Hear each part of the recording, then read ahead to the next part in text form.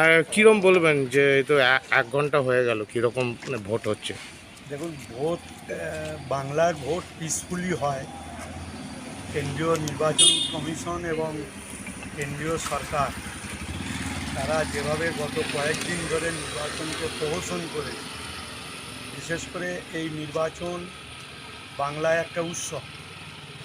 এক রাজনৈতিক দলের কর্মীরা অন্য রাজনৈতিক দলের ক্যাম্পে গিয়ে মুড়ি খায়, টিফিন খায়, কিন্তু এখানে কেন্দ্রীয় নির্বাচন কমিশন এবং বিজেপি যেভাবে এই নির্বাচনকে প্রহসন করেছে তাতে বাংলার মানুষ বিরক্ত।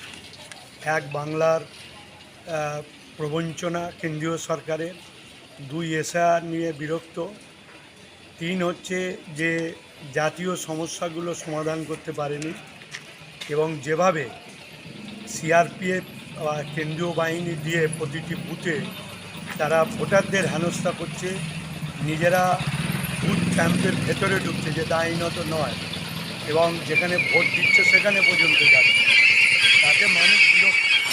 এবং জেনে রাখবেন যে যেভাবে মানুষের উৎসাহ নেবে, সকাল থেকেই ভোট লাইনে দাঁড়িয়েছে, তাতে জেনে রাখবেন বিশেষ করে সিঙ্গুর বিধানসভা কেন্দ্রে আগের থেকে এক ভোট হলেও বেশি হলে জিতব এবং রাজ্যের মাননীয় মুখ্যমন্ত্রী 250টি আসন নিয়ে পুনরায় চতুর্থবারের জন্য ক্ষমতায় আসবে।